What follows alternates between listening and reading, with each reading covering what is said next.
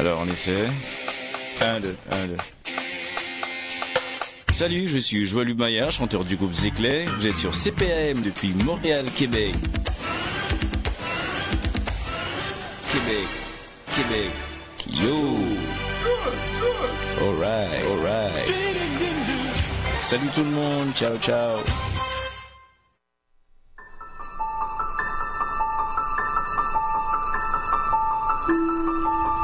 Les enfants, le travail, les transports, on court, on se bouscule, on se salit, on s'insulte. Arrêtez tout. Le samedi vous fait grâce.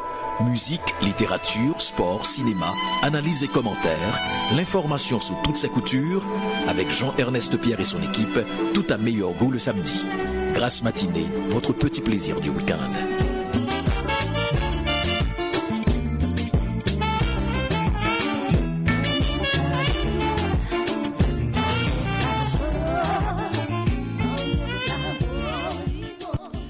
Alors, comme on vous l'a annoncé, nous avons avec nous en ligne le député de Rosemont, la petite patrie, qui est député fédéral du NPD, Alexandre Boulris. Bon après-midi, Monsieur Boulris. Oui, bon après-midi à vous et tous vos auditeurs également. Comment ça va, Monsieur Boulris? Il fait beau, il fait chaud? Ah, il fait beau, on était bien. J'étais avec un groupe communautaire ce matin pour ramasser des déchets dans un parc afin de rendre l'endroit plus propre. Alors, à Montréal, hein? Ah oui, le parc du Père Marquette, voilà. OK, c'est du bon travail. Alors, il y a beaucoup de questions à se poser. 100 millions de Canadiens d'ici à 2100. Je ne sais pas qui a inventé la méthode et quel type de calcul qu'on fait, mais en tout cas, le parti au pouvoir a explicité que non, ce n'est pas dans ses cartons. Où est-ce qu'on peut aller chercher une telle invention, M. Boulris?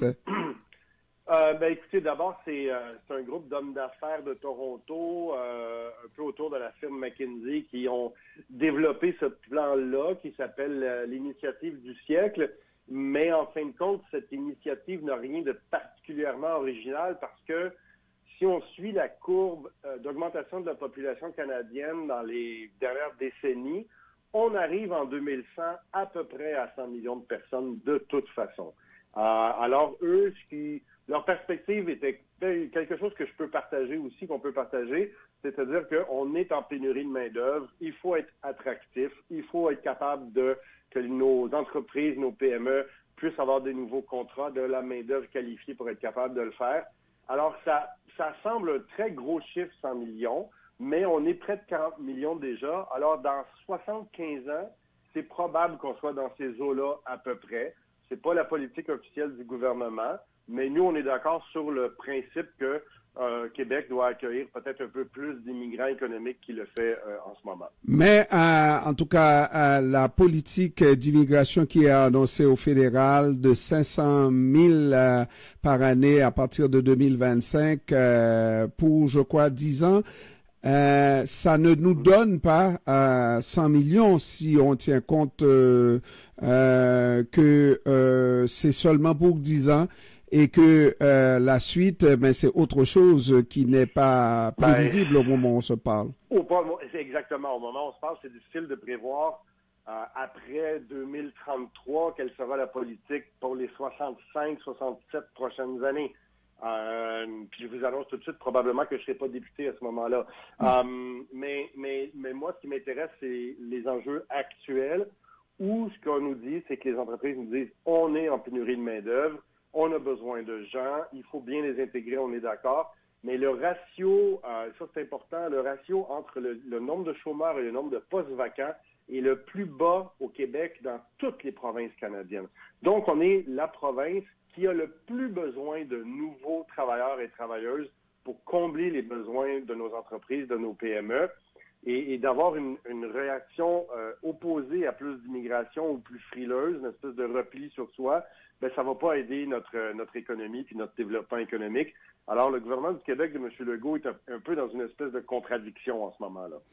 Mais M. Boulris, contradiction, je ne sais pas trop, parce que c'est une volonté affichée à l'effet d'être anti-immigration du côté de ce gouvernement, n'est-ce pas?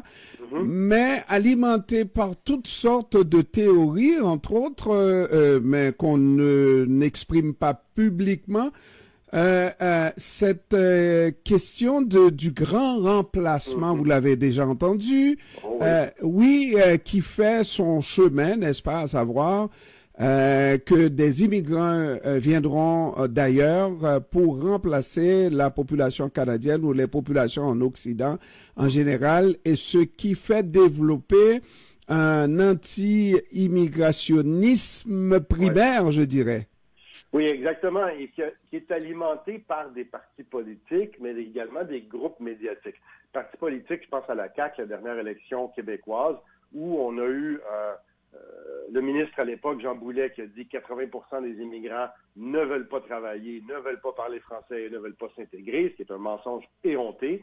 On a eu le premier ministre qui a parlé de menaces existentielles, que si on accueille trop d'immigrants, ce serait suicidaire. C'est des mots qui sont forts, qui sont selon moi, extrêmement dangereux. On est sur un terrain glissant.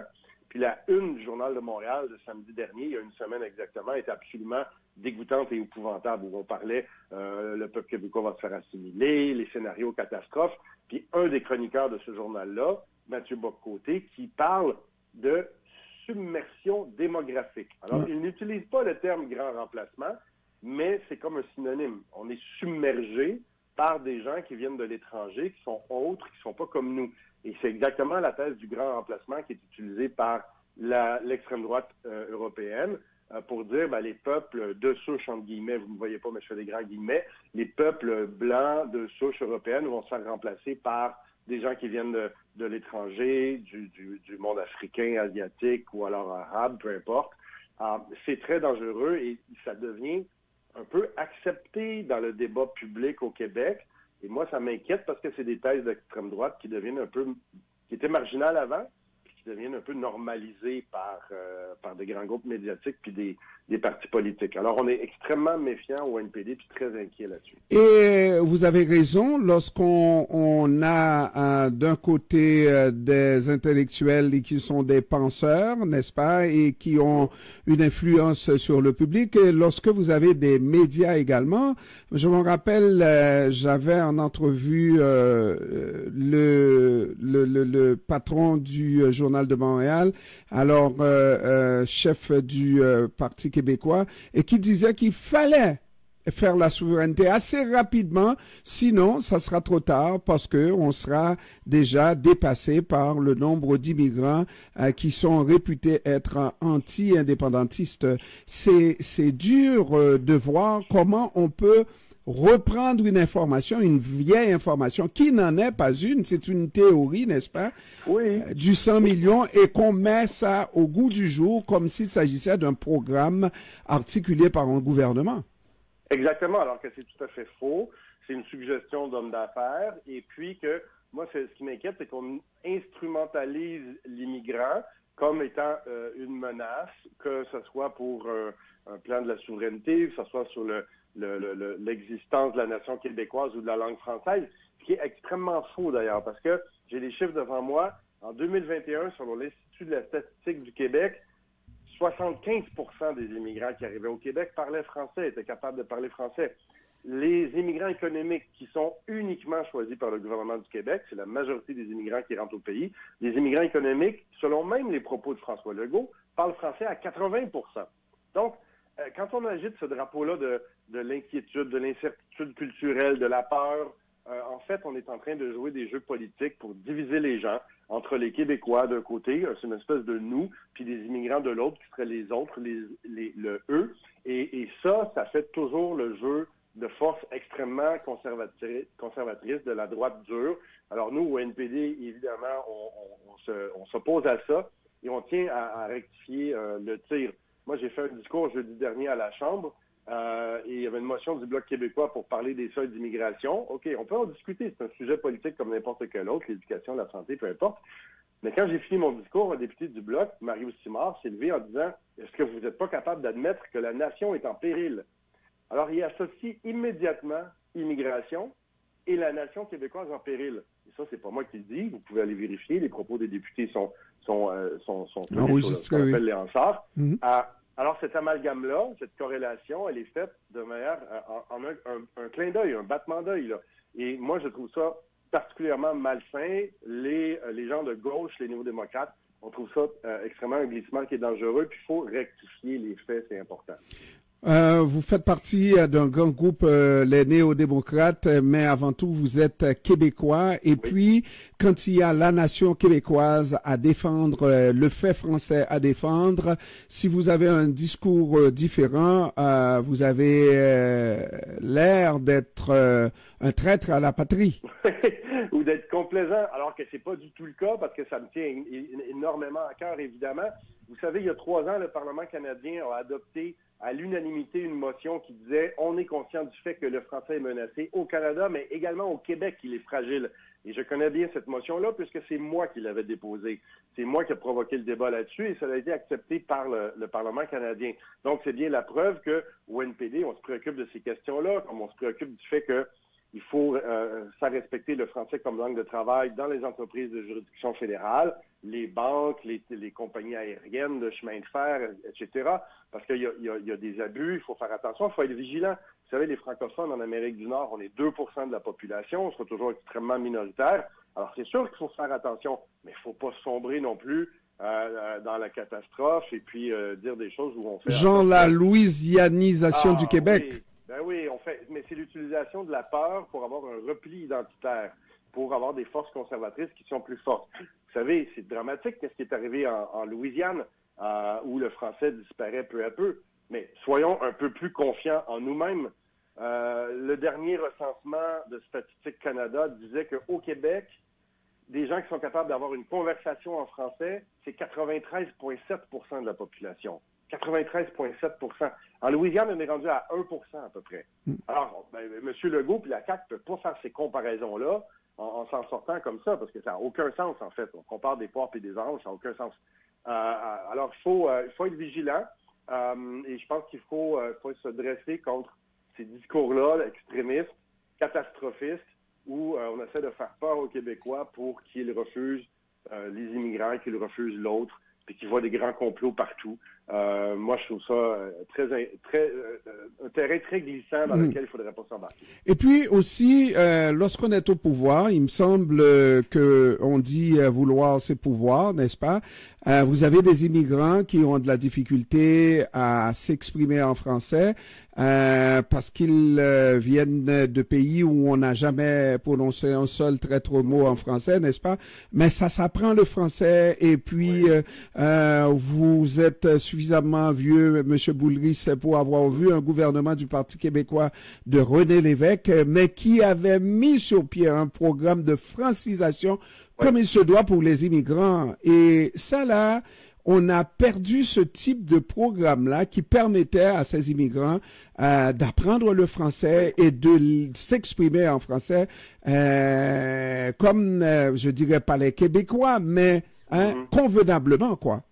Exactement, et puis c'est absolument essentiel. Puis moi, dans Rosemont, la petite patrie, à tous les jours, je vois des nouveaux arrivants, des immigrants qui veulent s'intégrer, qui veulent travailler, qui veulent apprendre le français, puis des fois, ils sont sur des listes d'attente parce que c'est difficile d'avoir des cours, ou alors des cours sont dans des heures qui ne correspondent pas à leur emploi du temps parce qu'ils sont obligés d'avoir 2-3 emplois pour arriver.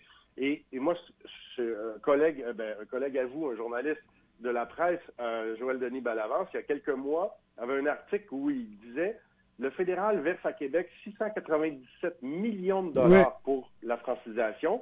C'est quand même on parle près de 700 millions de dollars. Mais le gouvernement du Québec, 75% de cet argent-là n'est pas investi pour donner des cours de français aux immigrants. Et après ça, M. Legault dit on n'a pas les capacités d'intégrer davantage de gens. Mais attention, vous n'utilisez même pas les fonds que le gouvernement fédéral vous transfère pour la francisation. Imaginez ce qu'on pourrait faire avec la totalité de la somme qui est prévue pour ça. Mais comme c'est un transfert sans condition, le gouvernement de la CAQ l'utilise pour, je sais pas, payer des juges, faire des routes ou n'importe quoi d'autre, mais pas pour ce qui était supposé d'être au départ. Et puis pour revenir à l'histoire récente du Québec, certainement que vous avez connu de ces professeurs haïtiens, n'est-ce pas, qui ont participé à la mise sur pied des cégeps ici au Québec, et vous avez connu probablement des médecins qui ont été acceptés d'Haïti, n'est-ce pas, oui. et qui ont commencé à travailler, qui œuvrent dans le système. Vous avez certainement reçu des soins d'infirmières haïtiennes. Oui, et dire que ce monde-là n'est pas francophone, ça fait dur, Monsieur Boulris. Ça fait dur, puis il y en a toute une histoire au Québec de l'implication de la communauté haïtienne qui sont parfaitement intégrés, qui contribuent au développement culturel, scientifique, économique, qui sont des grands défenseurs du français. Puis je vous dirais, au-delà de ça, tu as aussi un paquet de gens de des communautés africaines qui viennent chez nous depuis des années, peut-être un peu plus récemment que la communauté haïtienne. Mais vous savez, le continent africain va devenir le continent avec le plus grand nombre de francophones d'ici quelques années, si c'est pas déjà le cas. Alors je pense qu'on doit accueillir à bras ouverts les Maghrébins, les gens de l'Afrique noire, pour venir travailler. Alors, dites-moi, monsieur Boulris, lorsque monsieur Legault, sûrement que vous avez suivi comme moi, son premier mandat était en campagne de recrutement à l'étranger. Son voyage, c'était en France. En France. Ça, où il a rencontré Dany Laferrière, vous vous souvenez probablement. Oui, Dany Laferrière, dont je suis extrêmement fier qu'il soit le premier Québécois à l'Académie française. Québécois d'origine haïtienne. Alors ça, c'est une grande fierté pour nous tous.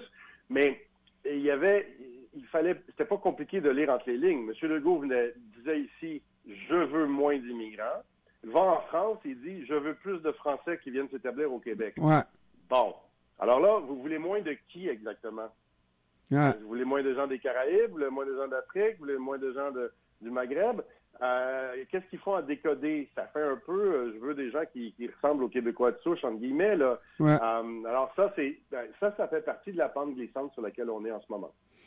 Et c'est vraiment dommage parce que moi je connais, j'ai eu une entrevue avec la patriote de l'année, qui est l'ex-députée de Joliette.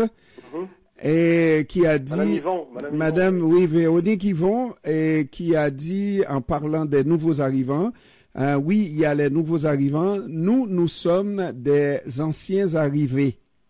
Tout le monde vient de quelque part, Monsieur Boulris. Mais oui, tout le monde. Si vous remontez votre histoire, vous allez certainement retrouver des Boulris venus de France ou de telle région, mais tout le monde vient de quelque part. Exactement, parce que c'est une terre d'immigration, à part les Premières Nations qui sont ici depuis peut-être 20 000 ans. Moi, je suis, mon arbre généalogique, je suis de la 13e génération. Ici au Québec, des Boulris, mais ils sont bien arrivés quelque part au 17e siècle, donc on vient tous de quelque part. Moi, c'était la Bretagne. C'est en France, mais c'était la Bretagne précisément. Alors donc, et puis en parlant du français, là, pour des intellectuels, on parlait d'intellectuels tout à l'heure, qui sont capables de mettre sur papier des théories à faire peur, n'est-ce pas? Ça, c'est clair que une langue, c'est comme un être humain qui naît et qui vit et qui prend des transformations et qui peut mourir effectivement si on ne fait pas attention, n'est-ce pas? Exactement. Alors, de